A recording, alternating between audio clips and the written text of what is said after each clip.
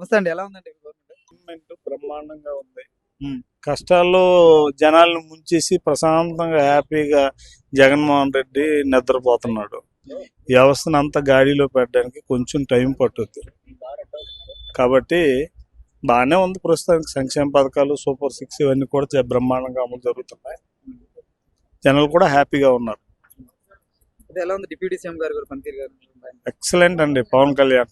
అయితే నిన్న చూసారా? మేము అసలు ఈ రేంజ్ లో పవన్ కళ్యాణ్ గారు కష్టపడతారని చెప్పి కల్లో కూడా ఊహించలేదు. బ్రహ్మాండంగా కష్టపడుతున్నారు. మంచి భవిష్యత్తు ఉందండి ఆయనకి. అంటే రీసెంట్ గా పవన్ కళ్యాణ్ గారు శీష్ దాస్ అని చూసారా వీడియో? బ్రహ్మాండంగా చూసాను. దాని గురించి ఏమంటారు? ఏమంటారు, ఉన్న వాస్తవాలు. కాకినాడ పోర్ట్ అనేది కొంతమంది పెద్ద వ్యక్తుల కబంధ హస్తాల్లో చిక్కిపోయింది.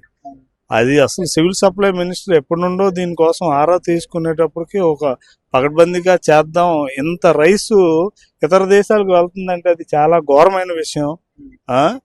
ఒక పేదవాడికి సివిల్ సప్లైస్ అందాలనే ఒక మంచి ఉద్దేశంతో ప్రభుత్వం ఫ్రీగా రైస్ పంపిణీ చేస్తుంటే సౌత్ ఆఫ్రికాకి 73 రూపాయలు 75 రూపాయలు లెక్క అమ్మడం అది చాలా ఘోరమైన విషయం. మీరు ఎక్కడి నుంచి వచ్చారు? మేము శ్రీకాకుళం జిల్లా అండి. శ్రీకాకుళం జిల్లా పాలకొండ కాన్స్టిట్యున్సీ. ఎలా ఉంది నారా లోకేష్ గారి పనితీరు కూడా ఎలా ఉంది? నారా లోకేష్ గారి పనితీరు కూడా బ్రహ్మాండంగా ఉందండి. ఏదైనా సరే రాష్ట్రానికి పెట్టుబడులు రావాలంటే ఈ రోజు నారా లోకేష్ మనకు దిక్సూచిగా ఉన్నారు. కాబట్టి పెట్టుబడులు రావాలి, ఫ్యాక్టరీలు రావాలి, డెవలప్మెంట్ అవుతుంది. అమరావతి సరికి అమరావతి రాజధాని గతంలో చూస్తే 3 రాజధానులు ఇప్పుడు బ్రహ్మాండంగా వర్క్ స్టార్ట్ అవుతుందండి. చాలా బాగుంది. ఈ రోజు ఉదయం వెళ్ళాం మేము.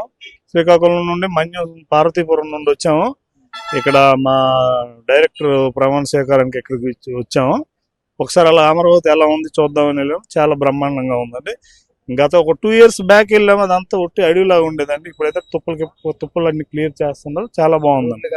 చాలా బాగుంది. సీడ్ యాక్సెస్ రోడ్ ఎక్సలెంట్ గా ఉంది. టెంపుల్ బాగుంది. చాలా బాగుంది.